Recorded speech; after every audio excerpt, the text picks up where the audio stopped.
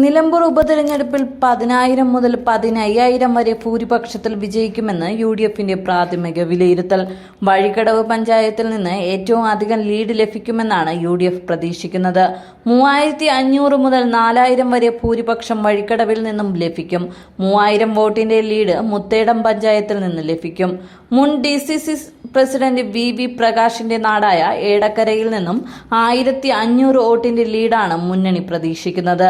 LDF ഭരിക്കുന്ന പോത്തുകല്ല് പഞ്ചായത്തിൽ നിന്നും 1,000 വോട്ടിന്റെ ലീഡും തെരഞ്ഞെടുപ്പിന് മുമ്പ് അട്ടിമറി നടന്ന ചുങ്കത്തറ പഞ്ചായത്തിൽ 1,000 മുതൽ 1,500 വോട്ട് വരെ ലീഡ് വരുമെന്നാണ് വിലയിരുത്തൽ. LDF ഭരിക്കുന്ന നിലമ്പൂർ മുനിസിപ്പാലിറ്റിയിൽ നിന്നും 1,500 വോട്ടിന്റെ ലീഡ് ലഭിക്കും. എന്നാൽ അമരബലം, കരുളായി പഞ്ചായത്തുകളിൽ വോട്ട് നില LDFന് ഒപ്പമാകുമെന്നാണ് UDFന്റെ വിലയിരുത്തൽ. മുൻ MLA AP അൻവർ നേടുന്ന വോട്ടുകൾ UDFന് അനുകൂലമാകുമെന്നാണ് കണക്കൂട്ടൽ. കഴിഞ്ഞ 2 തെരഞ്ഞെടുപ്പുകളിലായി അൻവറിലൂടെ LDFിലെത്തിയ വോട്ടുകളാകും PV അൻവർ പിടിക്കുക എന്നും UDF വിലയിരുത്തുന്നുണ്ട്.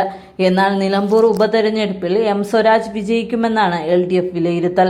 2,000-ന് താഴെ വോട്ടിന് M സ്വരാജ് വിജയിക്കുമെന്നാണ് ഇടതുമുന്നണിയുടെ തെരഞ്ഞെടുപ്പ് കമ്മിറ്റി കണക്കാക്കുന്നത്. പോത്തുങ്കൽ, കരുളായി, അമരബലം പഞ്ചായത്തുകളിലും നിലമ്പൂർ നഗരസഭയിലും ലീഡ് ലഭിക്കുമെന്നാണ് LDFന്റെ കണക്കുകൂട്ടൽ.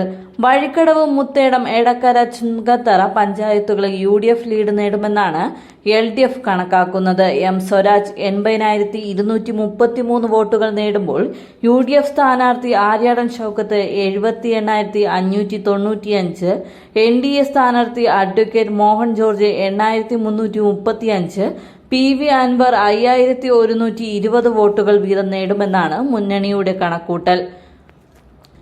എന്നാൽ നിലമ്പൂർ ഉപതെരഞ്ഞെടുപ്പിൽ UDF ക്യാമ്പ് ആത്മവിശ്വാസത്തിലാണെന്ന് മുസ്ലിം ലീഗ് നേതാവ് PK കുഞ്ഞാലിക്കുട്ടി പറഞ്ഞു. എന്നാൽ എത്ര ഭൂരിപക്ഷം കിട്ടുമെന്ന് പറയാനാവില്ലെന്നും മുസ്ലിം ലീഗിന്റെ വോട്ട് PV അൻവറിന് ലഭിക്കുന്നില്ലെന്നും കുഞ്ഞാലിക്കുട്ടി പറഞ്ഞു.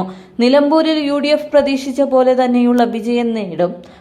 ഭരണവിരുദ്ധ വികാരം പ്രതിഫലിക്കും. ഭൂരിപക്ഷം പറയാനായില്ല. നിയമസഭാ തെരഞ്ഞെടുപ്പിലും നിലമ്പൂർ ഇമ്പാക്ട് ഉണ്ടാക്കും. മുന്നണിയിൽ പ്രതിബദ്ധതയോടെ പ്രവർത്തിക്കുന്നതാണ് ലീഗിന്റെ രീതി.